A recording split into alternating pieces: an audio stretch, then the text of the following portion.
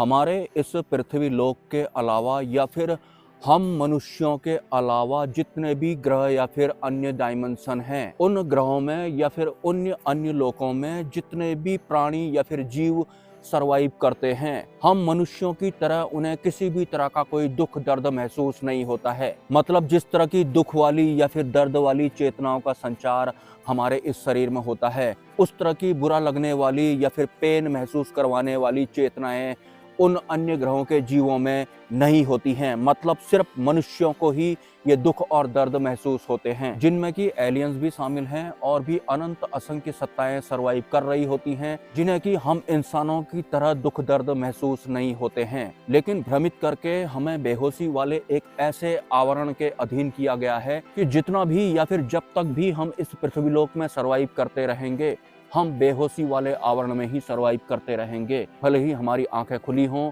या फिर हमारी आंखें बंद ही क्यों ना हो। तो एकमात्र तरीका या फिर एकमात्र ऑप्शन जीव के पास बचता है कि वो जितनी जल्दी हो सके अपनी अंतरिम जागृति कर ले। आत्म जागृति होने के बाद ही एक इंसान को इस बेहोशी वाले आवरण के बारे में पता लग पाता है। लेकिन आत्म जागृति होना भी एक इंसान के लिए बहुत ज्यादा मुश्किल पड़ता है, क्योंकि जब तक एक आम इंसान अपनी इन दो आंखों से किसी विषय को या फिर सब्जेक्ट को या फिर तत्व को देख नहीं लेता और जब तक वो उसे महसूस नहीं कर लेता, तब तक वो यकीन करता नहीं है। हमें इस आवरण में और ज़्यादा फंसाने के लिए हमें ये आंखें दी गई हैं। अगर हम इन आंखों को खोलकर बाहर को देखते हैं और कुछ भी हमें दिख जाता है तो वो हमें विचलित करने का काम करता है या फिर आकर्षित करने का काम करता है। उसे प्राप्त करने की जो इच्छा होती है वो व्यवस्था भी सक्रिय हो जाती है, और जैसे ही हम उस विषय को छू लेते हैं तो हमें यकीन हो जाता है कि जो मैंने देखा है या फिर जो मैंने महसूस किया है वही आखिरी सत्य है। वैसे खुली आंखों से दिखाई पड़ने वाली या फिर महसूस होने वाली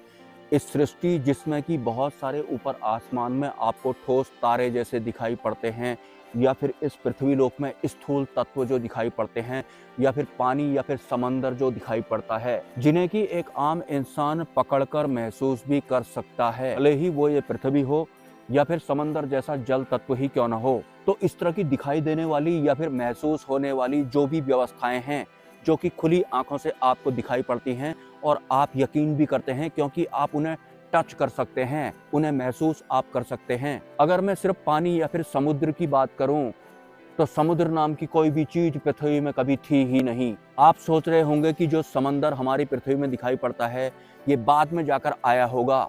ऐसा बिल्कुल भी नहीं है।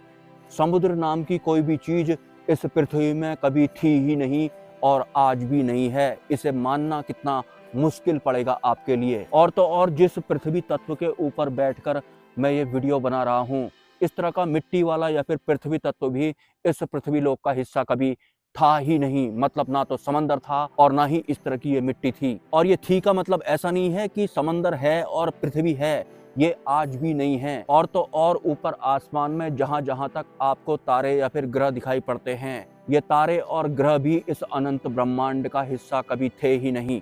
इन ग्रहों में भी दूर दूर तक कहीं पानी है ही नहीं और ना ही इस तरह की कहीं पृथ्वी है। और सच बताऊं तो बेहोशी के आवरण में सरवाइव करने की वजह से हमें ये पृथ्वी जैसी दिखाई पड़ती है या फिर समंदर जैसा जल दिखाई पड़ता है या फिर महसूस होता है, लेकिन इस तरह के कोई भी तत्व इस ब्रह्मांड में कभी थे ही नहीं। पृथ्वी के समुद्र की या फिर पृथ्वी के इस मिट्टी की या फिर ऊपर आसमान में जो आपको बहुत सारे गोल गोल तारे जैसे दिखाई पड़ते हैं, उनकी शुरुआत ही हमारी बेहोशी पर टिकी हुई है।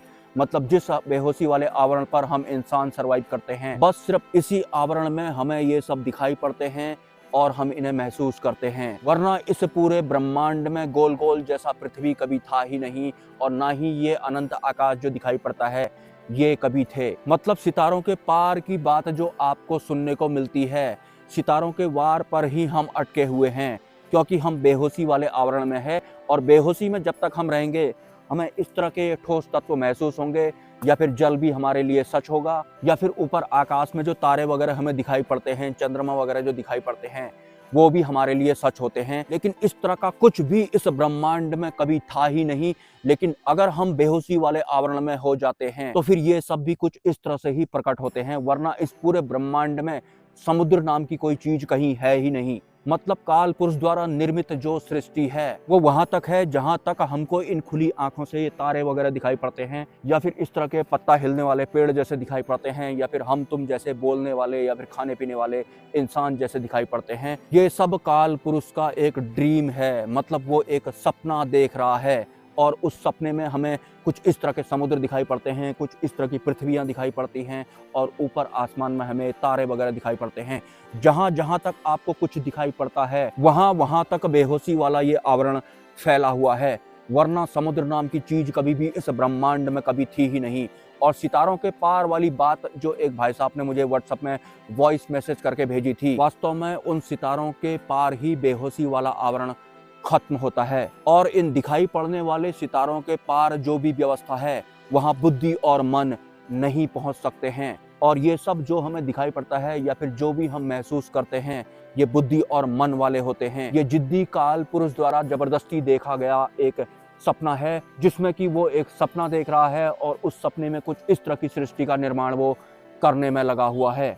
मतलब सच बताऊं तो जिस समुद्र के बारे में आपने सुना है वो एक भ्रम है और पृथ्वी में इस तरह की ये मिट्टी वगैरह कभी थी ही नहीं, ये भी एक भ्रम है। मतलब जिद्दी काल पुरुष ने कुछ इस तरह की सृष्टि बनाई है कि अगर कोई जागरूक हो जाएगा तो उसे समुद्र के रूप में भी डराया जाएगा या फिर भयभीत किया जाएगा, और अगर वो इस शरीर से या फिर संसार से ऊपर उठने की कोशिश करेगा तो फिर शरीर में दर्द भी दिया गया है, उससे भी इंसान भयग्रस्त हो जाता है। और कई तरह की संवेदनशील इंद्रियां भी इंसान को दी गई हैं, जिनकी वजह से वो अपनी सीमाओं के अंदर ही छटपटाता रहता है। अगर आपकी अंतरिम जागृति हो जाती है तो भले ही काल पुरुष का स्वप्न टूटे या ना टूटे, आपका ये बेहोशी वाला आवरण जरूर टूट जाएगा। मतलब जब तक आप बेहोशी वाले आवरण में सर्वाइव करेंगे, आपके लिए पृथ्वी है, समुद्र है, या फिर ऊपर आसमान में जो आपको तारे वगैरह दिखाई पड़ते हैं वो भी आपके लिए वैसे ही हैं जैसे आप इन आंखों से और बुद्धि के हिसाब से या फिर मन के हिसाब से देख और समझ रहे हैं। ये सब काल पुरुष का एक स्वप्न है